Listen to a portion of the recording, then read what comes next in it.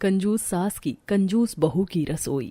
रोज की तरह सीता आज भी किचन में खाना बना रही थी। उसने भिंडी और टमाटर काटे, तब तक उसकी सास किचन में आती है और कहती है, सीता बहू, तुमने आज सब्जी बनाने के लिए थोड़ा ज्यादा ही भिंडी काट ली है। आधी भिंडी को उठाकर फ्रिज में रख दो, इसकी सुबह सब्जी बना लेना। आखिर हम हैं ही कितने लोग, 4 लोगों में थोड़ी सी सब्जी तो लगती है।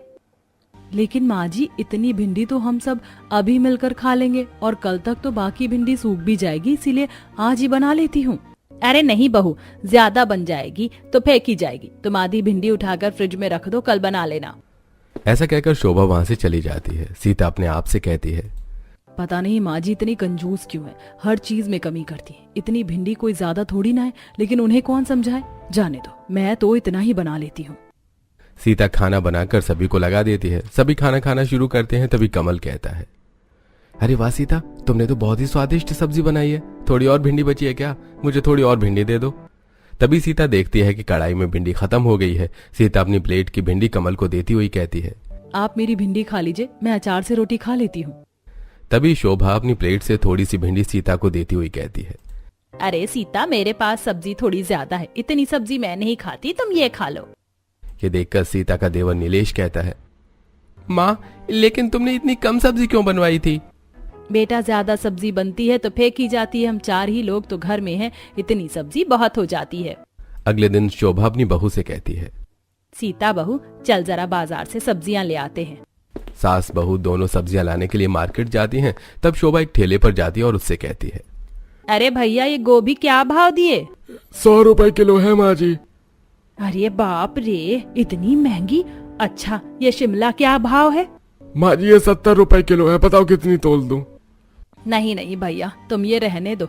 सस्ती सब्जियां कौन सी हैं ये बताओ। माँ जी, ये गिलकी, तोरी, बरबटी, ये सस्ती सब्जियां हैं। सभी 1-1 किलो कर दूं? अरे नहीं नहीं, मुझे पूरी बारात को खिलाना है क्या? तुम तो 1-1 पाव तोल दो बस। तभी सीता कहती है, माँ जी, पिछली बार भी तो आप यही सब्जियां ले गई थी। ये सब्जियां खा खा कर तो हम बोर हो गए। थोड़ी महंगी सब्जियां ले लेते हैं ना। अरे नहीं नहीं बहू, ये गिलकी, तोरी, भिंडी, ये सारी सब्जियां बहुत फायदेमंद होती हैं और फायदेमंद होने के साथ साथ सस्ती भी हैं। तो फिर क्यों महंगी सब्जियां लेना। वे लोग सब्जियां लेकर घर आ जाते हैं। अगले दिन सुबह सीता कोमल का टिफिन तैयार कर रही थी। कोमल अपनी माँ के पास आती है और कहती है, माँ, आज तुमने मेरे टिफिन में क्या बनाया है? बेटा, आज मैंने तोरी की सब्जी बनाई है। ओह माँ, रोज रोज भिंडी, गिलकी, तोरी खा खा कर मैं बोर हो गई। मेरी सभी फ्रेंड अच्छा अच्छा खाना लाते हैं और आप कुछ भी अच्छा नहीं बनाती। आज तो मैं बिल्कुल भी तोरी की सब्जी नहीं ले जाऊंगी। मुझे कुछ अच्छा बना कर दो। कोमल, आज तो तुम यही ले जाओ, फिर कभी मैं तुम्हारे लिए कुछ अच्छा बना दूंगी। माँ, आप हमेशा ही ऐसा कहती हो, लेकिन कुछ अच्छा नहीं बनाती। आज तो आपको मेरे लिए कुछ अच्छा बनाना ही होगा। कोमल, कहा ना फिर कभी बना दूंगी। तुम्हें समझ नहीं आती है? आजकल तुम बहुत जिद्दी हो गई हो। तभी नीलेश वहां आता है और अपनी भतीजी की बात सुनकर कहता है, भाभी, आप कोमल को क्यों डांट रही हो? कोमल बिल्कुल सही कहती है। आज तो मुझे भी हलवा खाना है। आप ऐसा करो, हमारे लिए सूजी का हलवा बना दो। देवर जी, आपको तो पता ही है कि माँ जी। भाभी, माँ से कहना कि मैंने कहा है। ये आज तो मैं सूजी का हलवा लेकर स्कूल जाऊंगी। ठीक है कोमल, तुम तैयार हो जाओ, तब तक मैं सूजी का हलवा बना देती हूँ। अब सीता अपनी सास के पास जाती है और कहती है, माँ जी, कोमल जिद कर रही है कि आज उसे टिफिन में सूजी का हलवा ले जाना है और नीलेश को भी हलवा खाना है। तो अगर आप मुझे सूजी, घी और मेवे दे देंगी तो मैं उनके लिए हलवा बना दूंगी। ठीक है बहू, चल मैं तुझे सूजी और घी दे देती हूँ। शोभा किचन में आती है और किचन में रखी हुई लकड़ी की अलमारी का ताला खोलती है और उसमें से थोड़ी सी सूजी, शक्कर और थोड़े से ड्राई फ्रूट्स और थोड़ा सा घी निकाल कर सीता को देती है। सीता थोड़े से ड्राई फ्रूट्स और थोड़ा सा घी देखकर कहती है, माँ जी, थोड़े ड्राई फ्रूट्स और थोड़ा घी और दे दीजिए, तभी तो हलवा स्वादिष्ट बनेगा। अरे नहीं बेटा, ज्यादा ड्राई फ्रूट्स और ज्यादा घी से हलवा थोड़ी ना अच्छा बनता है। तुम इतना ही डालकर हलवा बना लो। जब सास वहां से चली जाती है तब सीता अपने आप से कहती है, अजीब है माँ जी भी, हर चीज को ताले में रखती हैं और चाबी मुझे देती ही नहीं। इतनी कम चीजों में कोई अच्छा हलवा कैसे बना सकता है? जरूरत से ज्यादा ही कंजूस है माँ जी। अब सीता उतना ही ड्राई फ्रूट डालकर हलवा बना देती है और अपनी बेटी को टिफिन में रखकर हलवा दे देती है। फिर वो अपनी सास को, अपने पति और देवर को भी हलवा खाने के लिए देती है। कमल हलवा खाकर कहता है, ये क्या सीता, हलवे में तो घी और ड्राई फ्रूट्स है ही नहीं। अगर तुम हलवा बना ही रही थी तो सारी चीजें तो पर्याप्त डालना था कम से कम। वो मैं क्या करती, माँ जी नहीं तो। अरे अरे बेटा, ज्यादा घी और ज्यादा ड्राई फ्रूट नहीं खाना चाहिए, इसीलिए मैंने घी और ड्राई फ्रूट्स कम ही डलवाए। अब तू ज्यादा नखरे मत कर और चुपचाप से हलवा खा ले, फिर हमें खाना भी तो खाना है। ऐसा कहकर शोभा अपने बेटे की बात काट देती है। शोभा अक्सर रसोई की छोटी छोटी चीजों में कंजूसी किया करती थी और जरूरत की सारी चीज उठाकर अपनी लकड़ी की अलमारी में रखकर ताला लगा दिया करती थी। बेचारी सीता को छोटी छोटी सी चीज अपनी सास से मांगना पड़ता था। एक दिन सीता बर्तन धो रही थी कि तभी साबुन खत्म हो गया। सीता अपनी सास के पास आई और बोली, माँ जी साबुन खत्म हो गया है। अरे बेटा, अभी 4 दिन पहले ही तो तुझे साबुन निकाल कर दिया था अलमारी से, थोड़ा संभाल कर चलाया कर। अच्छा रुक बेटा, मैं अभी साबुन निकाल कर दे देती हूँ। शोभा किचन में आती है और अपनी लकड़ी की अलमारी का ताला खोलती है और उसमें से एक साबुन निकालकर सीता को देती हुई कहती है, बेटा साबुन थोड़ा कम लगाया कर, 2 पैसे बचेंगे तो हमारे ही काम आएंगे। ऐसा कहकर शोभा वहां से चली जाती है। सीता मन में बड़बड़ाते हुए कहती है, माँ जी को हर चीज का हिसाब देना पड़ता है, हर चीज तो वह ताले में रख लेती है, उनसे मांग मांग कर काम चलाना पड़ता है। आज मुझे कमल से बात करनी ही होगी। फिर रात में जब कमल कमरे में आता है तब सीता कमल से कहती है, कमल, मुझे समझ नहीं आता कि माँ जी इतनी कंजूसी क्यों करती हैं। एक तो वो हर चीज को अपनी अलमारी में रख देती हैं और फिर खत्म होने पर थोड़ी थोड़ी सी निकाल कर देती हैं। मुझे हर बार माँ जी से ऐसी छोटी छोटी सी चीज मांगना अच्छा नहीं लगता। सीता, तुम्हें तो पता है कि मेरी और नीलेश की छोटी सी नौकरी है। माँ उसी पैसे से पूरा घर चलाती हैं, इसलिए उन्हें थोड़ा हिसाब से चलना पड़ता है। देखो, तुम इतनी चिंता क्यों करती हो? जो चाहिए वो मांग लिया करो। अच्छा, तुम्हें पूरी खाना है ना? कल मैं माँ से कह दूंगा कि वो खाने में पूरी और छोले बनवा ले। अब तो खुश? अगले दिन कमल अपनी माँ से कहता है, माँ आज मेरा छोले पूरी खाने का मन कर रहा है, तो प्लीज तुम रात के खाने में छोले पूरी बनवा लेना। ठीक है बेटा, बनवा लूंगी। शाम होते ही शोभा किचन में जाती है और अपनी लकड़ी की अलमारी का ताला खोलकर उसमें से थोड़े छोले और तेल निकाल कर देती है और सीता से कहती है, सीता बहू, आज तू छोले और पूरी बना लेना, लेकिन हाँ, छोले में तेल कम ही डालना और पूरी भी ज्यादा मत बनाना। कमल और नीलेश के लिए 4-4 पूरियां बना देना और हम लोग तो एक एक खाकर ही काम चला लेंगे। अपनी सास की बात सुनकर सीता बहुत गुस्सा होती है, लेकिन कुछ नहीं कहती। शाम को वो सभी को छोले पूरी लगाती है। सभी लोग छोले पूरी खाते हैं और तब सीता कहती है, माँ जी, मेरी छोटी बहन शालू की शादी तय हो गई है, उसी की इनविटेशन देने कल मेरे मायके वाले यहाँ आ रहे हैं। ये तो बहुत अच्छी बात है बेटा, तो तुम उनके खाने के लिए खाना बना लेना। माँ जी, मैं यही सोच रही थी कि खाने में वेज पुलाव, रायता, कढ़ी, पूड़ी और 2 प्रकार का मीठा बना लेती हूँ और साथ ही मूंग दाल का हलवा भी। अरे अरे बेटा, अपनी तेज रफ्तार गाड़ी को थोड़ी सी लगाम लगाओ, इतना सब कुछ बनाने की क्या जरूरत है?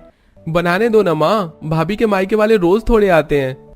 हाँ बेटा, वो तो ठीक है, लेकिन अगर इतना सब कुछ बन जाता है तो मेहमान कोई भी चीज स्वाद लेकर नहीं खा पाते। इसलिए तुम तो बस एक मीठा बना लेना और कढ़ी, पूड़ी और सारे चावल ही बना लेना। सीता को ये बात बहुत बुरी लगती है, लेकिन वो कुछ नहीं कह पाती। अगले दिन उसके मायके वाले आते हैं। सीता की माँ शोभा से कहती है, बहन जी, हमने रीना बेटी की शादी तय कर दी है, अगले हफ्ते उसकी मंगनी है, तो आप सब हमारे घर जरूर आना। हाँ हाँ बहन जी, जरूर आएंगे और आपको बहुत बहुत बधाई।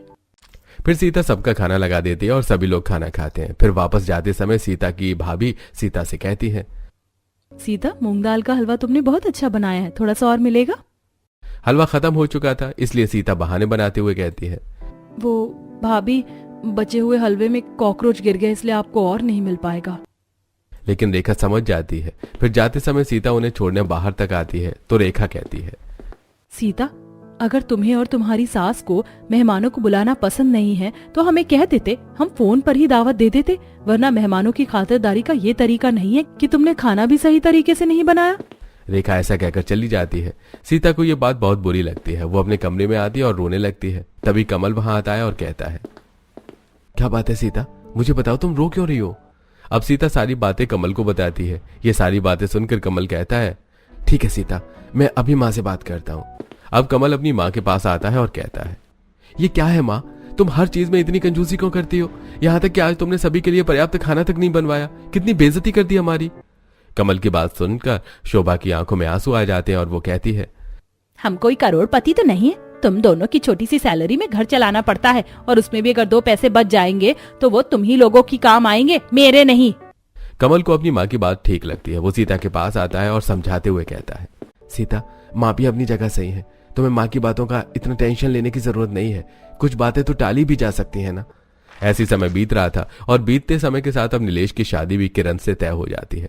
जल्दी किरण दुल्हन बनकर शोभा के घर आ जाती है और आज किरण का अपने ससुराल में पहला दिन था। किरण की सास उसके पास आती है और कहती है, किरण बेटा, आज तुम्हारी पहली रसोई है, इसलिए सुबह की चाय तुम ही बना लो। हाँ माँ, मैं चाय बना देती हूँ और खाना भी बना लूंगी। खाने में पालक pulao, veg cutlet, mix veg आलू के पराठे, पूरियाँ। किरण बेटा जरा ठहरो, तुम्हें इतना सब कुछ बनाने की क्या जरूरत है? वैसे भी शादी में दुल्हन को बहुत थकान हो जाती है। अब काम करके और मत थको, खाना सीता बना लेगी, तुम तो बस चाय बना लो। अब सीता किचन में खाना बनाने के लिए जाती है तो किरण भी पीछे से आकर कहती है, रुकिए सीता दीदी, मैं भी आपकी मदद करवाती हूँ। सीता खाना बनाते समय सब्जी में थोड़ा ही तेल डालती है। ये देखकर किरण कहती है, सीता दीदी, आपको नहीं लगता कि सब्जी में तेल बहुत कम है? इतनी तेल में तो सब्जी अच्छी तरह बनेगी ही नहीं। किरण, हमारे यहाँ सभी चीज़ें बहुत कम कम यूज़ होती हैं। सब्जी में तेल भी कम डलता है और मसाले भी, और बाकी चीज़ें भी बहुत कंजूसी से इस्तेमाल करना पड़ता है, क्योंकि माँ जी को ज़्यादा खर्च करना पसंद नहीं है। अच्छा, लेकिन किरण, हर घर के रूल अलग अलग होते हैं। तुम यहाँ रहते रहते यहाँ के तौर तरीके सीख जाओगी। किरण को ये बात सुनकर काफी अजीब लगता है। अगले दिन किरण नीलेश से कहकर कुछ चीजें मंगवा लेती है और शाम को सीता से कहती है, दीदी आज खाना मैं बनाऊंगी, देखो मैंने कितनी चीजें मंगवाई है। लेकिन किरण, तुम्हें ये सब मंगवाने से पहले माँ जी से पूछना चाहिए था। अरे दीदी, इसमें पूछने की क्या बात है? मेरा मन किया कि मैं आप सबको कुछ बनाकर खिलाऊं, सो मैंने मंगवा लिया। ऐसा कहकर किरण खाना बनाना शुरू करती है। तभी उसकी सास वहां पर आती है और इतनी सारी चीजें रसोई में देखकर कहती है, अरे किरण बहू, इतनी सारी चीजें मंगवाने की क्या जरूरत थी? फिर ज्यादा खाना बन जाएगा तो जबरदस्ती फेंका जाएगा। ऐसा करो, इनमें थोड़ी बहुत चीजें निकाल लो, बाकी का मुझे दे दो, मैं अंदर रख देती हूँ, जब जरूरत हो तो मांग लेना। शोभा थोड़ा बहुत छोड़कर बाकी चीजें अपनी लकड़ी की अलमारी में रखकर ताला लगा देती है। किरण को अपनी सास की ये बात बहुत बुरी लगती है। उनके जाने के बाद वो सीता से कहती है, सीता दीदी, क्या बात हुई भला? माँ जी को इतनी भी कंजूसी नहीं करनी चाहिए। जाने दो किरण, माँ जी की कंजूसी करने की आदत पड़ गई है। हमें ही समझ कर चलना होगा। अब अपना मूड ठीक करो और चलो हम खाना बना लेते हैं। दोनों मिलकर खाना बनाती हैं और सभी को लगाती हैं। नीलेश खाना देखकर कहता है, अरे किरण, आज तो तुम 3 तरह की सब्जी और पूरी और मिठाई बनाने वाली थी, तो फिर? हाँ, बनाने वाली तो थी, लेकिन शायद माँ जी को अलग अलग तरह का खाना बनवाना पसंद नहीं है। माँ, आपने मना किया? अरे नहीं बेटा, मैं क्यों मना करूंगी? मैं तो बस ये कह रही थी कि इतने लोगों में बहुत ज्यादा खाना बनाने से खाना फेंका जाता है और हमें कभी भी अन्नपूर्णा माँ का अपमान नहीं करना चाहिए। नीलेश, माँ ठीक ही कह रही है। ऐसे कुछ दिन बीत जाते हैं। एक दिन कोमल अपनी माँ से कहती है, माँ कितने दिन हो गए घर में कुछ अच्छा खाने को नहीं बना। माँ आज खीर और पूरी बनाओ ना, और साथ में थोड़ा पुलाव भी, मेरा बहुत मन कर रहा है ये सब खाने का। कोमल, जरूरी नहीं कि जो मन कहे वही करना चाहिए। थोड़े दिन रुक जाओ, फिर मैं तुम्हें खीर पूरी खिलाऊंगी। क्या माँ, आप हमेशा ही मुझे टाल देती हो? मैं कुछ नहीं जानती, आज तो मुझे खीर पूरी और पुलाव ही खाना है। कोमल, कहा ना तुमसे कि अभी नहीं बनेगा। ये सब तुम्हें समझ नहीं आती क्या? अपनी माँ की डांट खाने के बाद कोमल रोने लगती है। तब तक वहां पर किरण आ जाती है। किरण के पूछने पर सीता उसे सब कुछ बताती है। ये सुनकर किरण कहती है, लेकिन दीदी, कोमल क्या गलत कह रही है? अगर वो कुछ अच्छा खाना चाहती है तो हम बना देते हैं। किरण, माँ जी हमें इसकी परमिशन कभी नहीं देंगी। दीदी, हम भी इस घर की बहुएं हैं, हमें हर बात के लिए परमिशन की जरूरत नहीं होनी चाहिए। कोमल बेटा, मैं तुम्हें बनाकर खिलाऊंगी आज खीर पूरी और पुलाव। ऐसा कहकर किरण नीलेश के पास जाती है और कहती है, नीलेश, मेरे साथ बाजार चलो, मुझे कुछ चीजें लानी है, आज मैं अपनी पसंद का खाना बनाऊंगी। ठीक है किरण, मैं तैयार हो जाता हूँ। अब दोनों बाजार के लिए निकलते हैं। तभी शोभा कहती है, अरे बहू, कहाँ जा रही हो? माँ जी, आज मुझे खीर पूरी और पुलाव बनाना है, तो मैं उसी का सामान लेने बाजार जा रही हूँ। लेकिन तुम्हें ये सब क्यों बनाना है? आज कुछ खास है क्या? नहीं माँ जी, अच्छा खाना खाने के लिए खास दिन होना जरूरी नहीं है, बस ऐसे ही मन किया। ठीक है बेटा, लेकिन सामान हिसाब से लाना, ज्यादा मत लाना, ज्यादा खर्च करना अच्छी बात नहीं होती। अब किरण बाजार जाकर अपनी जरूरत की सारी चीजें खरीदती है और घर आकर खाना बनाना शुरू करती है। तभी शोभा वहां आती है और कहती है, किरण बेटा, इतना सब कुछ बनाने की कोई जरूरत नहीं। पिछली बार की तरह इस बार भी तुम कुछ चीजें निकाल कर बाकी सामान मुझे दे दो, मैं अलमारी में रख देती हूँ, जब तुम्हें जरूरत पड़े तब तुम ले लेना। अब किरण बहुत गुस्सा हो जाती है और कहती है, ये क्या बात हुई माँ जी?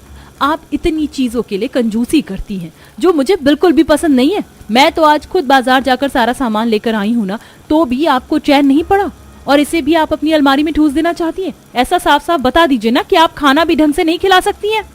ये सुनकर सीता गुस्सा होते हुए कहती है, किरण, तमीज से बात करो, वो हमारी सासू माँ है। लेकिन दीदी, हमारी सासू माँ को भी ध्यान रखना चाहिए कि हम भी उनकी बहू हैं, नौकरानी नहीं। बस बहुत हो गया किरण, चुप हो जाओ। किरण गुस्सा होकर अपने कमरे में चली जाती है और नीलेश को सारी बातें बताती हुई कहती है, मेरे साथ इतनी कंजूसी नहीं चलेगी। तुम तुम्हें माँ जी से बात करनी ही होगी। बस अब मैं और बर्दाश्त नहीं करूंगी। मैं इस घर की बहू हूँ, नौकरानी नहीं जो सिर्फ काम करने से मतलब रखूं। अरे क्या फायदा मेरी बहू होने का अगर मैं अपनी मर्जी से कुछ बनाकर खा भी नहीं सकती तो। अरे शांत हो जाओ किरण, मैं माँ से बात करता हूँ। नीलेश अपनी माँ के पास आता है और कहता है, ये क्या लगा रखा है माँ आपने? हर बात में इतनी कंजूसी क्यों करती हैं आप? हर चीज को आप क्यों अपनी लकड़ी की अलमारी में उठाकर रख देती हो? फेंक क्यों नहीं देती उस पुरानी अलमारी को उठाकर घर से बाहर? तब शोभा कमल से कहती है, देख रहा है तू बेटा?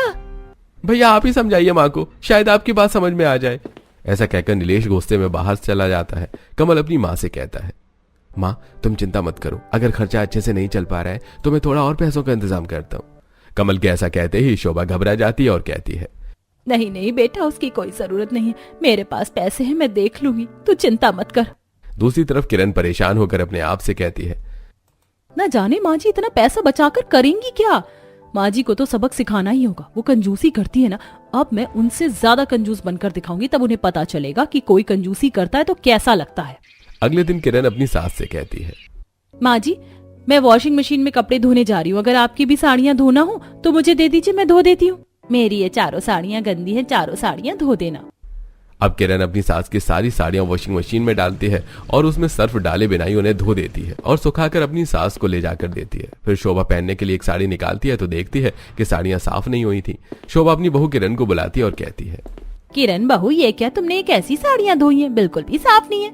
माँ जी मैंने ये साड़ियाँ बिना सर्फ के धुली हैं। बिना सर्फ के?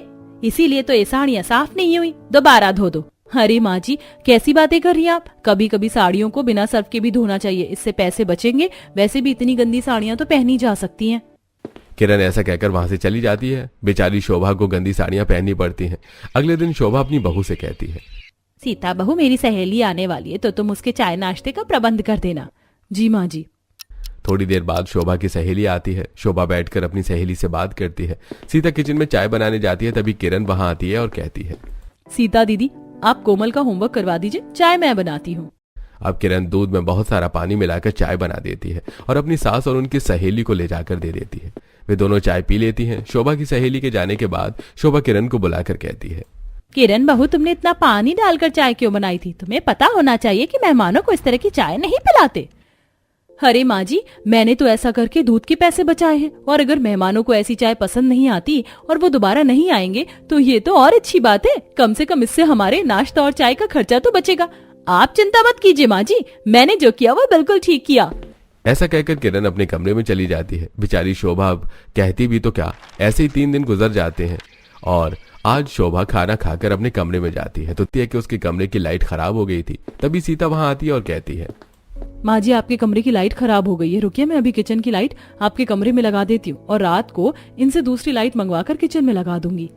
सीता किचन में लाइट लेने के लिए जाती है, तभी किरण कहती है, लाइए दीदी माँ जी के कमरे में लाइट की व्यवस्था मैं कर देती हूँ, आप अपने कमरे में जाकर आराम कीजिए। सीता किरण की बात सुनकर अपने कमरे में चली जाती है। किरण एक मोमबत्ती उठाती है और अपनी सास के कमरे में जलाकर ले जाती है और उसे रखते हुए कहती है, माँ जी ये लीजिए आपके कमरे में मोमबत्ती जला दी। बल्ब लाने के लिए मैंने ही मना कर दिया। आप तो जानती है माँ जी की बिजली कितनी महंगी है और बिजली का कितना बिल आता है। कुछ दिन इस मोमबत्ती से काम चला लीजिए, कम से कम इसी बहाने बिजली का बिल तो कम होगा। ऐसा कहकर किरण वहां से चली जाती है। अगले दिन सभी लोग खाना खाकर उठते हैं तो शोभा कहती है, अरे बहू मेरा सौंफ का डिब्बा कहाँ गया? ये रहा माँ जी।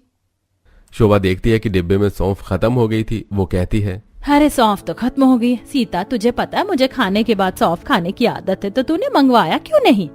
माँ जी मैंने ही सीता दीदी को मना कर दिया था, सौंफ खाने से कुछ खास फायदे तो नहीं होते हैं, खाना तो हम पेट भर कर खा ही लेते, कम से कम इस तरह हम सौंफ के कुछ पैसे तो बचा लेंगे। अब शोभा समझ जाती है कि किरण उसके साथ ऐसा व्यवहार क्यों कर रही है। शोभा चुपचाप अपने कमरे में चली जाती है। अगले दिन नीलेश अपनी माँ से कहता है, माँ आज शाम को आप सभी तैयार रहना, हम सभी मिलकर शॉपिंग करने जाएंगे। ऐसा कहकर नीलेश चला जाता है। शाम को वो लोग नीलेश के साथ मॉल में शॉपिंग करने के लिए जाते हैं। नीलेश अपनी माँ से कहता है, माँ जिसको जो भी चाहिए वो सभी ले लो, पैसे मैं दे दूंगा। क्या सच में नीलेश? ओह थैंक यू, मुझे कुछ कपड़े चाहिए और कुछ ज्वेलरी और कुछ और सामान भी। दीदी चलिए हम दोनों अपने लिए कपड़े सिलेक्ट करते हैं, और कोमल तुम्हें खिलौने चाहिए थे ना, चलो खरीदते हैं। हाँ चलो चलो चाचू, मुझे लबुबू डॉल चाहिए। सीता और किरण शॉपिंग के लिए चली जाती हैं। तब शोभा नीलेश से कहती है, नीलेश बेटा एक बात बता, तेरे पास इतने पैसे कहाँ से आए जो तू सबको इतनी शॉपिंग करवा रहा है? माँ, पिछले कुछ दिनों से आपके और किरण के बीच जो कुछ भी चल रहा है वो मुझे अच्छा नहीं लगा, और फिर मैंने देखा कि घर में पैसों की कुछ ज्यादा ही तंगी थी, इसलिए मैंने 2 लाख रुपए का लोन ले लिया है। ये सुनकर शोभा के तो जैसे होश उड़ जाते हैं। वो कहती है, ये तू क्या कह रहा है बेटा? तुझे इस तरह से लोन नहीं लेना चाहिए था। क्या करता माँ, किरण को हर चीज के लिए मना करना अच्छा नहीं लगता, और मैं तुम्हें भी कुछ नहीं कह सकता था, इसलिए मुझे जो ठीक लगा वो मैंने किया।